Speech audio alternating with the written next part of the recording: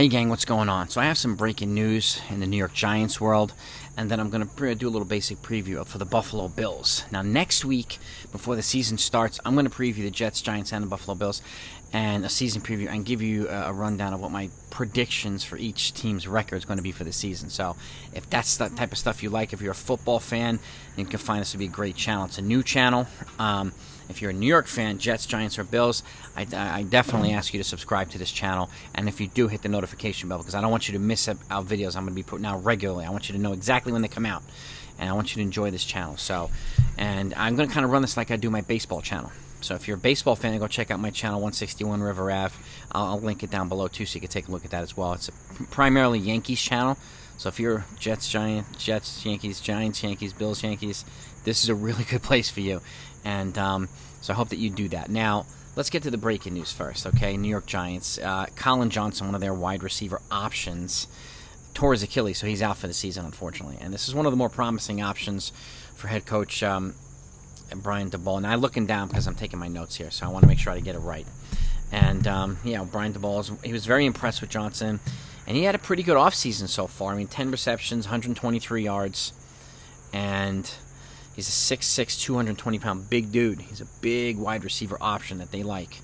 So out of the University of Texas. And he's a 24-year-old, and he's been here for a couple of years with the Jacksonville Jaguars, now with the Giants. He's got about 29 receptions in his career for 377 yards. So he averages more than 10 yards a reception, which is solid too.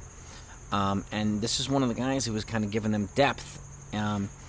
Which is something that the Giants, I always think they look promising in the offseason, just like I think the Jets do in the offseason. They're both 2-0. They look solid. They both dodged a couple of bullets, too, like the Jets dodged the Zach Wilson bullet. The Giants dodged the Kayvon Thibodeau bullet. So they're not out for the season, which is a really, really good thing. But guys like this, this thing sucks, missing a guy like this. So it's unfortunate. But I think the Giants have enough depth to kind of overcome and withstand. And they'll wind up bringing in somebody else, too.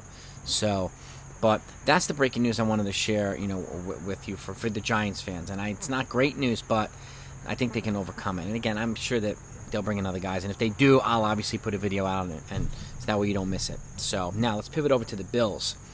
The Bills, they're an interesting team. They're the defending AFC East champs, 11-6. I think they've been 11-6 the last 2 years, but they really took a step in the playoffs this past year. I mean, Josh Allen is a bona fide superstar quarterback. He is a beast, one of the best arms I've ever seen. Kind of like Dan Marino-esque type of arm and John Elway-esque type of arm. So, and, I think they do need a little bit more stability on the offensive line to protect Josh Allen, but I do see they've been investing in that too. They had a pretty solid offseason, a pretty solid draft. But one of the things that I've noticed recently is they built an entire new culture around on the sidelines, in the in the locker room, on the team is all together. So putting together a more stable environment and a more of a winning type culture. And when you have somebody like Josh Allen, who's probably clearly the best player on this team, which is a good thing, that's something you need to do.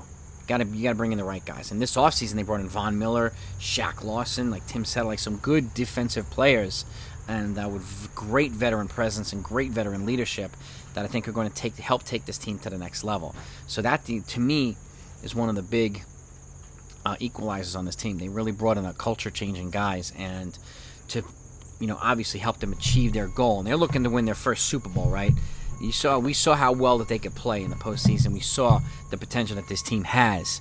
And if they play well this year, and I think the AFC East is kind of theirs to lose. I don't see the Patriots overtaking them. I definitely don't see the Jets overtaking them just yet either.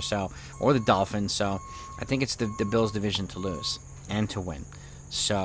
But you folks, let me know what you think. What's your outlook on the Bills? What's your take on the Giants news?